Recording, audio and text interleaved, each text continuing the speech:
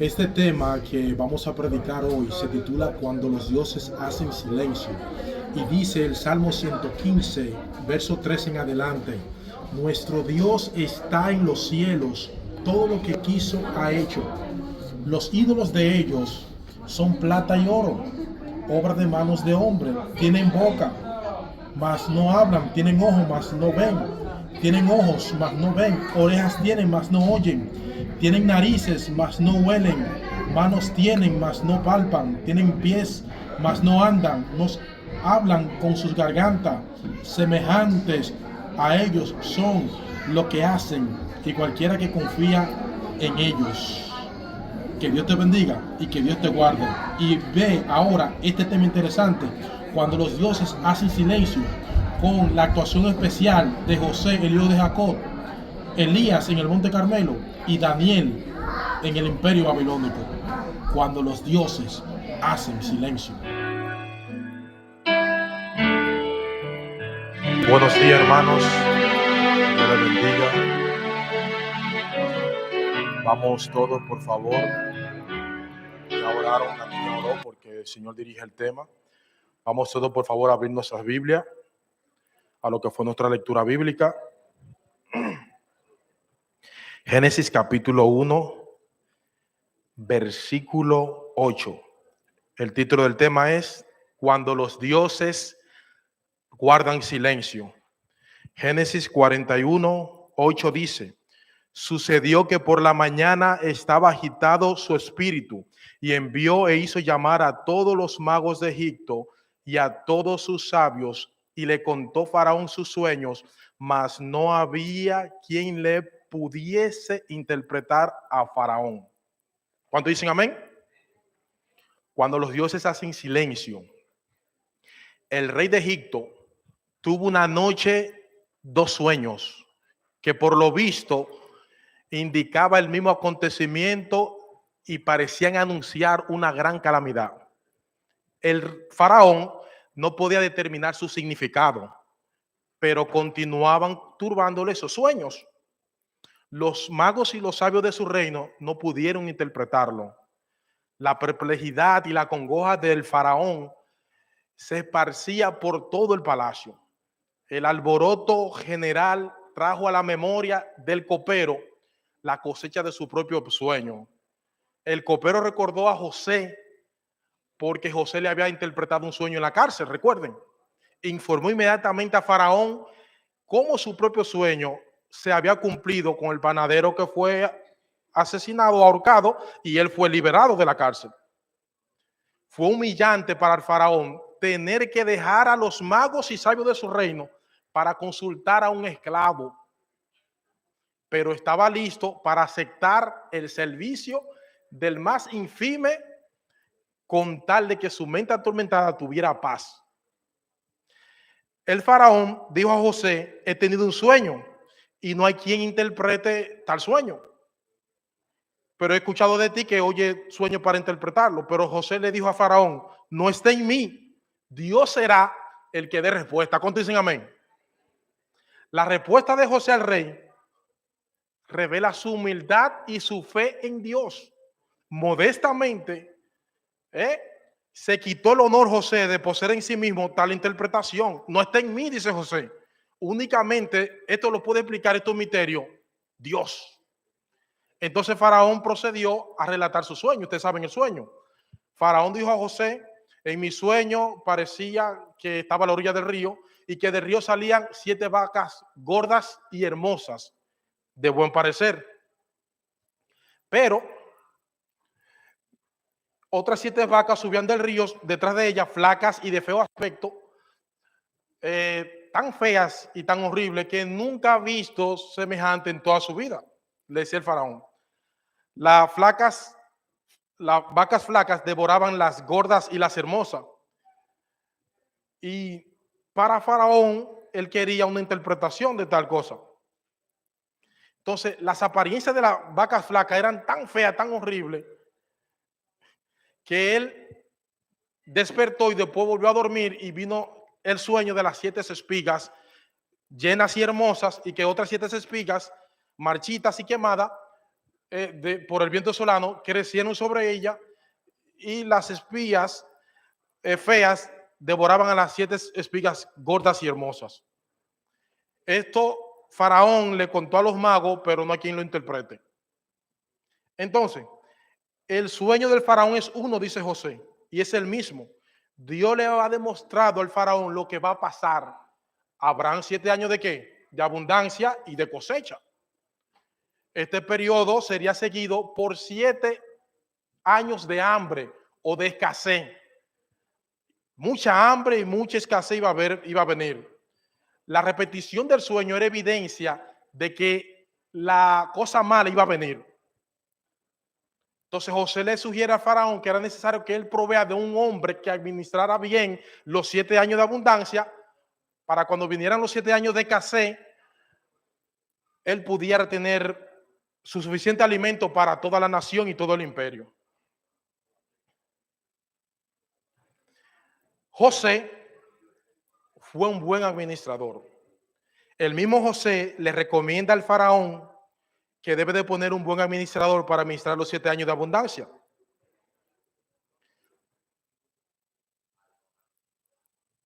Faraón no dudó en poner a José como gobernador de Egipto. Por eso el rey estaba perplejo.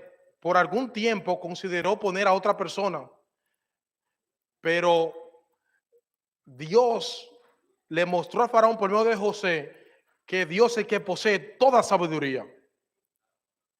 Entonces José tiene una gran capacidad administrativa. Entonces, el gobernador de Egipto fue José, el cual el faraón lo convirtió para tales fines. Amigos y hermanos, cuando los dioses guardan silencio, los magos y los sabios eran comunes en los palacios de esos imperios y primeras naciones de ese tiempo. Eran personas que consultaban para leer las estrellas, predecían el futuro y tenían poder satánico. No pudieron interpretar el sueño de Faraón. Nuestras oportunidades más importantes, mis hermanos, siempre llegan a cada uno de nosotros. Inmediatamente sacaron a José del calabozo, lo pusieron ante Faraón. Tremendo eso, ¿eh? Los dioses falsos de las potencias mundiales, que era Egipto en ese momento, no pudieron responder ante el Dios de José. ¿Cuántos dicen amén? Todo lo que parecía una actividad adversa, Dios estaba preparando a José para interpretar sueños que los dioses falsos no pudieron interpretar. Dios es el único que puede tomar una situación dolorosa, una situación de traición, una situación difícil para el ser humano y convertirla en bendición para ti. Solo Dios puede convertir una maldición en una bendición para ti. Nadie puede utilizar la maldad del ser humano y de Satanás para humillarte y para utilizar esa misma maldad y bendecirte en el nombre de Jesús. La relación de los egipcios con sus dioses eran que Egipto tenía varios dioses. El dios del sol, el dios de la ciudad, Osiris era el dios de la resurrección, Isis el dios de la vida, Onus el dios del cielo y Anubis era el dios de la fecundación. Ellos tenían para cada cuestión un dios falso, un dios de la fiesta y de la danza. Esa era la relación de los egipcios con sus dioses. Y los magos y los astrólogos y los hechiceros de Egipto, la primera potencia del mundo, consultaban a esos falsos dioses para dar respuestas al sueño de Faraón y no se la dieron. Llegar a ser, señores, un cristiano se parece mucho en invertir en la bolsa de valores. Si usted quiere ser o hacer una fortuna en un día, está condenado. Tiene que ser día a día, paso por paso, lo que más importa. Si continuamente nosotros como cristianos desarrollamos nuestro liderazgo, permitiendo que Dios nos use para su honra y su gloria, no para que el ser humano no vea, el resultado va a ser positivo. Aunque algunos de nosotros tienen más talentos que otros, todas las facultades de nosotros como cristianos, como personas, deben estar direccionadas para honrar y glorificar el nombre de Dios. La vida cristiana tiene muchas facetas, tiene mucha fortaleza y muchas debilidades, donde cada persona con su personalidad y su individualidad y con nuestra experiencia, nosotros podemos ser eficaz, buenos seres humanos y buenos cristianos. ¿Cuántos así lo creen? José fue un muchacho engreído, ¿eh? No creía que era suficiente ser el favorito de su padre, el hijo que tenía un trato especial, el hijo de la vejez de Jacob. José tenía que entregarse su cosa a los demás. Pero nunca nunca soñó José ni se imaginó que él iba a ser gobernador de Egipto. José, sin pensar, habló a la familia Jacob que ellos le iban a servir a él. Los hermanos querían venganza y querían matar a José. José no sabía cómo trabajar su carácter ante su familia y sus hermanos. Entonces, con el paso del tiempo, José aprendió e ilustró cómo el tiempo y la experiencia sirvieron para él desarrollar un carácter allá en Egipto. No fue de la noche a la mañana. Todo el mundo comienza en un estado de ignorancia. Ahí fue donde José comenzó. José no entendía la dinámica de su familia, ni tampoco podía imaginar cómo iban a reaccionar sus hermanos ante los sueños que él interpretaba. Las escrituras dicen que los hermanos de José lo aborrecían. Cuando él escribió sus sueños, ellos lo aborrecieron aún más. Fue necesario un incidente transformador para cambiar el carácter de José. Llevado a la esclavitud de Egipto, José comenzó a aprender lo que no sabía. Llegó a entender, mis hermanos, que la vida cristiana es difícil y que conlleva un peso de responsabilidad. A pasar de los años, José sufrió muchas cosas difíciles de la naturaleza humana. El proceso para moldear el carácter de José no fue fácil. José después llegó a ser humilde y fue más paciente que antes. Los cristianos que muestran gran capacidad hoy en día, usted lo ve con mucha experiencia, es porque han pagado el precio del pasado. Cuando el faraón llamó a José, José cumplió. José no tuvo éxito porque de repente fue bueno a los 30 años de edad. No, José tuvo éxito porque pagó el precio durante 13 años. Fue duramente aprendido la lección para José, el hijo de Jacob, convertirse en verdadero cristiano en el palacio del rey. Y fue gobernador segundo en mando del imperio mundial que era Egipto. José fue lleno por el Espíritu Santo y de grandes capacidades, que los jóvenes también pueden ser llenados de esas grandes capacidades como fue llenado José. Desde la cisterna al palacio, José creció. En la cisterna, en el palacio, en la casa de Potifar y siendo gobernador de Egipto, Dios estuvo al lado de José y también puede estar al lado tuyo. ¿Cuántos dicen amén? No importa tu situación, no importa por el mal que tú estás pasando, no importa el momento difícil que tú estés pasando, no importa la noche que tú tengas sin dormir, no importa los problemas que tú tengas, Dios está a tu lado, Dios está contigo. En los momentos más feroces de nuestras vidas, Dios está con nosotros. ¿Cuántos dicen amén? Dios responde siempre en el momento de crisis. Los magos y los falsos dioses nunca nos van a responder. Ellos nunca pudieron responder aquí en Egipto. Los dioses falsos, hermanos, no responden, nunca responden. Amigo y hermano que me está escuchando, José como adolescente, José era muy confiado. Esa confianza fue creciendo porque era hijo favorito de Jacob. Entonces, para los hermanos resultaba muy insoportable José. Lo querían matar. Pero esa cosa que José tenía mala, moldeada por el sufrimiento y la experiencia mala que pasó, Dios lo llevó a un mejor puesto. Después, siendo gobernador de Egipto, se ganó el corazón de todo el mundo. El carcelero, el rey y también a sus hermanos cuando lo perdonó. Quizá usted, amigo y hermano, se puede identificar con una o más penurias por las que pasó José. Lo traicionaron, lo expulsaron de su familia, se vio en una tentación sexual, lo castigaron por hacer lo correcto, sobrellevó un largo encarcelamiento, se olvidaron de él las personas que él confió, lo traicionaron. Amigos y hermanos, analice su vida.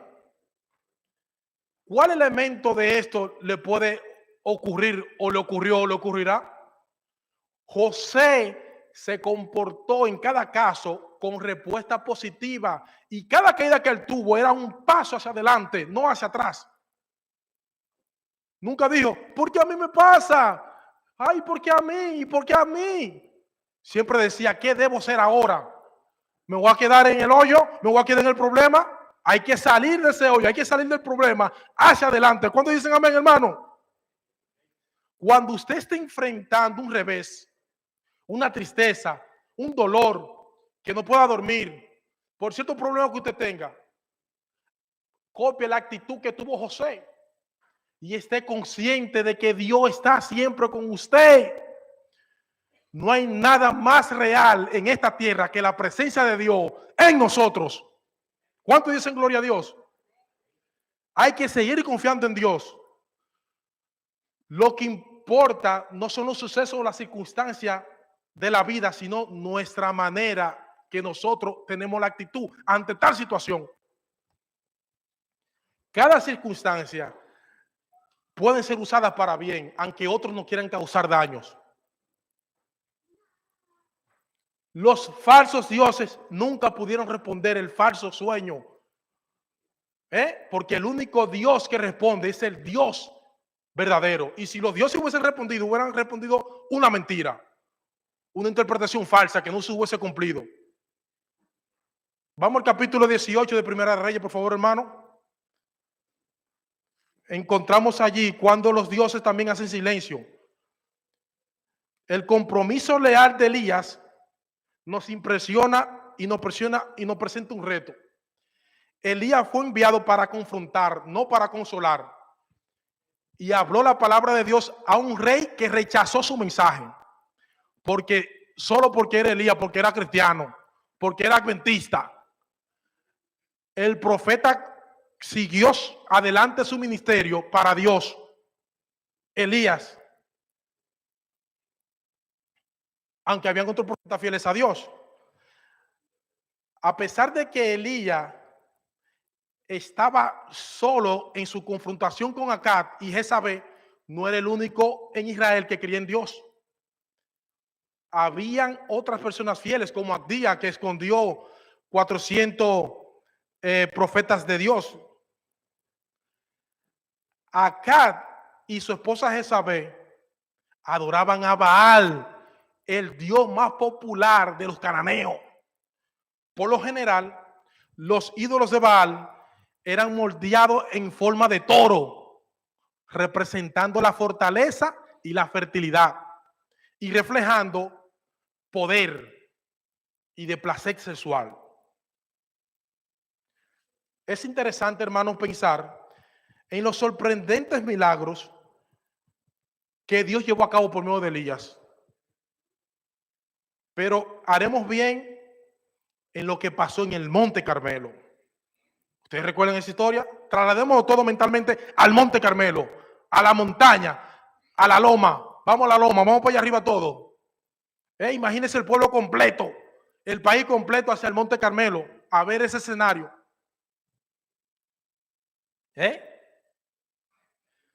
Todos ya nos imaginamos allá arriba. El pueblo está dividido en dos, entre la gente que adora a Baal, al falso Dios, y al que adora a Jehová, el verdadero Dios. Temprano en la mañana, mis hermanos, porque Elías había dicho acá que convocara al pueblo. Las huestes del apóstata Israel estaban expectantes. Los profetas de Jezabel estaban en un despliegue impotente, porque estaba el rey y la reina Jezabel estaba a favor de ellos.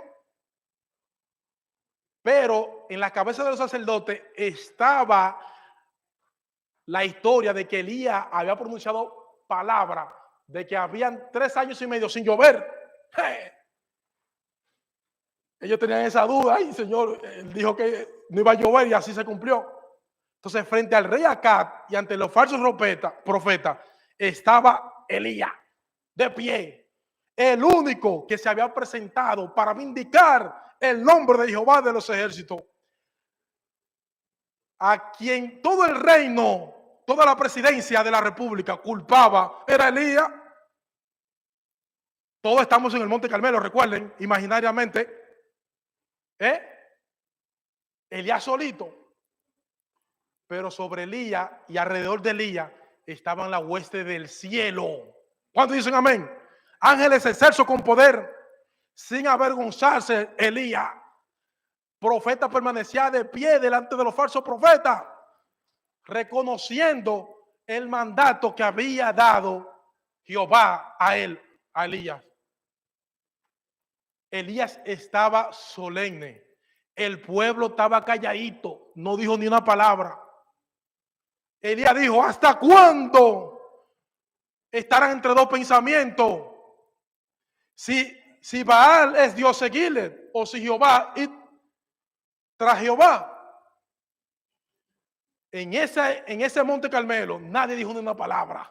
Ahí estaban los corazones con duda, idólatras, y estaban calladitos, estaban indecisos.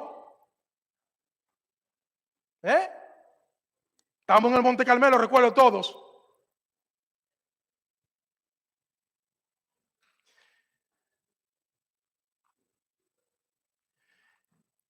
Elías estaba allí parado, hermano. El Señor aborrece la indiferencia y la lealtad en tiempo de crisis. En tiempo de crisis usted es fiel o infiel. Los falsos profetas con apariencia de audacia y supuestamente con valor, pusieron la leña y la víctima y prepararon su altar a Baal. Y comenzaron los profetas de Baal a dar vueltas invocaban el nombre de Baal. Respóndenos, Baal, respóndenos. Los sacerdotes de Baal se reunieron alrededor del altar y con salto y con grito, y jalándose los cabellos y lacerándose la piel, decían: Baal, Baal. Transcurrió toda la mañana, vino a las 12 del día y Baal no había respondido. Ninguna voz respondió, porque los falsos dioses no responden cuando los dioses guardan silencio. Pero llegó la hora del sacrificio de la tarde y Elías dijo: acercaos a mí, y se acercó todo el mundo. Y el altar que estaba desbaratado, que una vez adoraba a Dios Jehová, fue reconstruido por Elías. Es hora de nosotros reconstruir nuestro altar. En la reconstrucción del viejo altar, Elías puso las 12 piedras en representación de las 12 tribus de Israel. Tremendo. Y seguimos en el Monte Carmelo. Y en el nombre de Jehová fue edificado ese altar. ¿Cuántos dicen amén? Y Elías, habiendo puesto la leña allí, puso la víctima sobre el altar. Y le dijo a los que estaban ahí: echarle agua, 4 cántaros de agua. Y el agua ahí hacerlo otra vez. Y dijo otra vez, hacerlo una tercera vez. Échenle agua. Y hasta que lo hizo también. Y Dios, Elías, Jehová, Dios de Abraham, Isaac y Jacob, sea hoy manifiesto que tú eres Dios ante este pueblo. Respóndeme, Jehová, para que vea este pueblo que tú eres Dios. Sobre todo los presentes, hermano, había un silencio contundente. Cuando Elías acabó de su oración, bajó del cielo fuego como brillante relámpago y consumieron el altar y evaporaron el agua que estaba allí. El resplandor del fuego, mis hermanos, deslumbró esa montaña, el Monte Carmelo, con toda la multitud. Y ahí vemos una vez más, mis hermanos, cuando los dioses hacen ¿qué? Silencio. La multitud no solamente vio el fuego de Dios en Elías, sino que lo vieron después en su ministerio como profeta. Había decadencia espiritual en el tiempo de Elías. Hay decadencia espiritual hoy en día. Hoy en día los cristianos deben de arder de valentía en su corazón. Porque aunque en el pasado los dioses falsos no respondieron, tampoco en el presente van a responder. Baal tenía que ser confrontado a cualquier costa. Hoy en día Satanás tiene que ser enfrentado por nosotros en el nombre de Jesús. Aunque Elías aborrecía la actitud de las personas que querían colaborar para el mal, mientras Elías adoraba en el Monte Carmelo, demostró una valentía, mis hermanos, para enfrentar a Satanás y a sus huestes en el nombre de Jehová de los ejércitos. Porque así como si existe el bien, existe el mal, hermano. Entonces, si usted está de parte del bien, usted tiene que enfrentar el mal, porque el mal y el bien no ligan entre ellos. Cuando nosotros reparamos y usamos el altar de Dios, es cuando usted como cristiano nos enfrentamos con la mentira, que bastante hay. Cuando usted confía públicamente en Dios para que haga una obra en su corazón, cuando usted tenga hambre de que Dios habite en usted, cuando usted desea que otros que se están perdiendo regresen y vengan a Cristo, entonces va a descender fuego del cielo en nuestras vidas. ¿Cuántos dicen amén? Los falsos dioses nunca van a responder, juventud. Nunca van a responder. Elías presenció una tormenta de viento, un terremoto, pero el Señor no estaba allí. No estaba en esa manifestación poderosa. Dios mostró su poder ¿en qué? En el fuego y por medio de un torbellino. Elías, tal como nosotros, luchó con sus sufrimientos y sus circunstancias difíciles. Dios confrontó, mis hermanos, al pueblo con Elías para que su nombre sea vindicado. No podemos, hermanos, seguir en la ignorancia. Dios confrontó a ese pueblo y le dijo a Elías que actuara. Tú y yo estamos llamados a actuar de parte de Dios. Todavía había en Israel muchas personas fieles a Dios, no solamente Elías. En la actualidad, Dios nos habla a diario. No por lo espectacular e inusual. Dios tiene trabajo para cada uno de nosotros. Y muchas veces nosotros tenemos miedo y temor a fracasar. Nosotros no podemos ser usados así como Elías fue usada si nos ponemos en las manos de Dios. Tú y yo tenemos que concentrarnos en tener una relación personal entre Jehová de los ejércitos, que es el mismo Dios de Elías. Ese milagro en el Monte Carmelo puede también ocurrir en tu vida y en mi vida. Nunca estamos tan cerca del fracaso como nuestra victoria. Nunca estamos tan solos como parece que usted se siente. Dios habla con mucha frecuencia a cada uno de nosotros. Dios no se queda callado. Al igual que en los tiempos de Elías, Elías desafió al pueblo: si siguen con Jehová o siguen a Baal. No podemos seguir en este mundo malvado con sus placeres y también seguir a Cristo. En el pueblo, en el Monte Carmelo, habían gente que querían seguir a Dios y también querían seguir al mundo. Y tú no puedes estar así en dos aguas. O usted seguía a su adoración idólatra o seguía a Elías y a Jehová, el verdadero Dios. Es importante tomar partida o Dios o Baal. No podemos seguir tras los placeres de este mundo y también venir a la iglesia. Pues ¿en qué estamos entonces? A pesar de que los profetas de Baal se desistieron porque su Dios no respondió, sus dioses estaban en silencio porque los dioses de los Baales no eran real. Por más que el ser humano vaya a brujo, hechicero, que lean cartas y acudan a esos falsos dioses, a los dioses de la riqueza, no van a responder en los momentos de crisis. La riqueza no responde en momentos de problema y crisis. El poder, las posesiones, la apariencia y las posiciones materiales pueden llegar a convertirse en falsos dioses, porque a esas cosas es que nosotros le dedicamos el tiempo. Cuando llegue el tiempo de crisis y usted clama a esos dioses que yo acabo de mencionar, van a guardar silencio.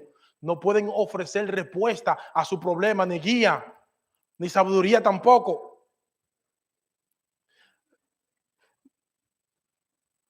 La prueba quizá no es tan dramática en nuestras vidas como fue la de Elías, pero Dios quiere usarte para su honra y su gloria. El valor Dios se lo dará a usted y a mí para proclamar las verdades del evangelio. Porque los dioses falsos no van a responder. El Dios verdadero a quien usted sirve sí responde. ¿Cuántos dicen amén? Para concluir, mis hermanos, Elías retó al pueblo en tomar una decisión decisiva entre Dios y Baal. Los israelitas pensaban que podían adorar tanto a Baal como a Jehová. Oigan hasta dónde llega la mentalidad de la gente. Cristo mismo advirtió de esto cuando dijo que nadie puede servir a dos señores. O servirá a uno o al otro. Eso lo dijo Cristo en los evangelios.